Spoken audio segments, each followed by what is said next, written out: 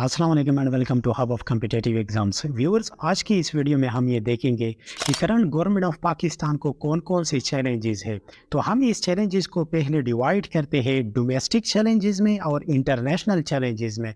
तो डोमेस्टिक को हम अगेन डिवाइड करते हैं इकोनॉमिक चैलेंजेस में, इस तरह सिक्योरिटी चैलेंजेस और भी बहुत ज़्यादा चैलेंजेस है। तो हम आज इसको डिस्कस करते हैं।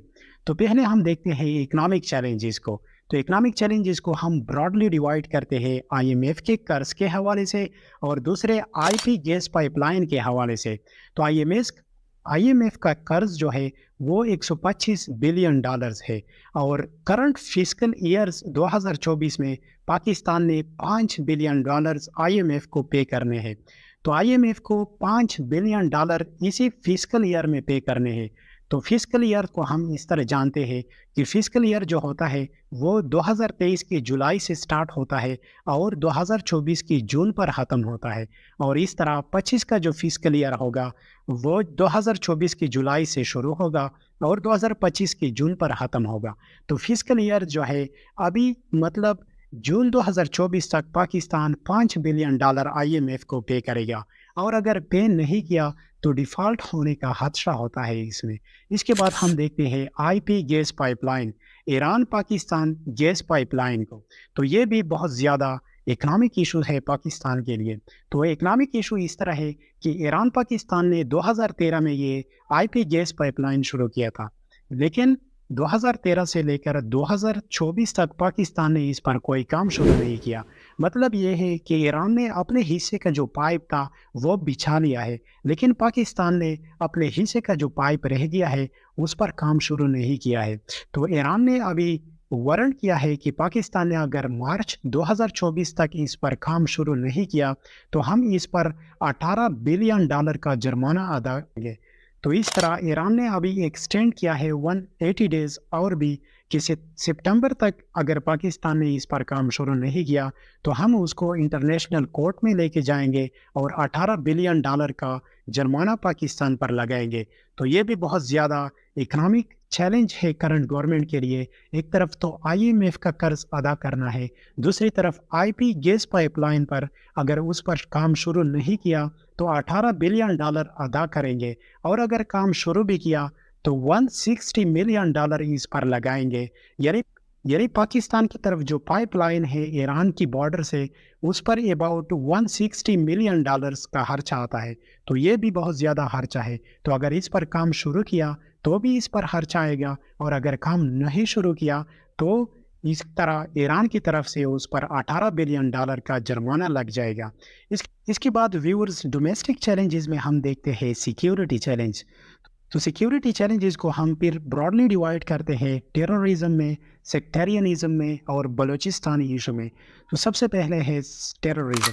तो पाकिस्तान में टेररिज्म पिछले 2-3 सालों से बहुत ज़्यादा पीक पर है।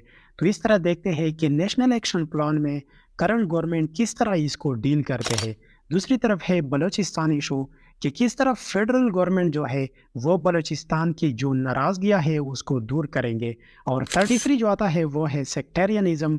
विद इन टेररिज्म में ये भी आता है जो सेक्टेरियनिज़म का इशू है पाकिस्तान में वो भी पीक पर है, जिस तरह फैसलाबाद में हमें देखने में मिलता है। और इस तरह करक में पिछले साल जो माइनॉरिटी के मंदिर पर हमला हुआ था, और उस तरह पिछले दिनों लाहौर में जो हलवे का इशू था वो भी हमें देखने में मिलता है। तो इस तरह सेक्टेरियनिज़म का जो इशू है ये भी बहुत ज़्यादा पीक पर है और करंट गवर्नमेंट के लिए ये भी इंतहाई इम्पोर्टेंट चैलेंज है कि वो किस तरह इसको डील करेंगे।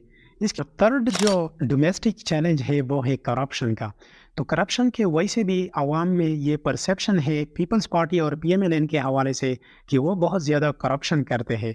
तो आप देखते हैं कि पीएमएलएन और पीपल्स पार्टी का ये जो गवर्नमेंट है वो किस तरह इस परसेप्शन को किस हद तक दूर करेंगे कि आवाम से ये परसेप्शन दूर कर ले कि वो करप्शन नहीं करते। तो इस तरह ये भी बहुत ज़्यादा इम्पॉर्टेंट चैलेंज है इसके लिए। इसके बाद जो चौथा इम्पॉर्टेंट डोमेस्टिक चैलेंज है वो है क्लाइमेट चेंज का। तो क्लाइमेट चेंज से पाकिस्तान बहुत ज़्यादा मुतासर हुआ है पिछले सालों से।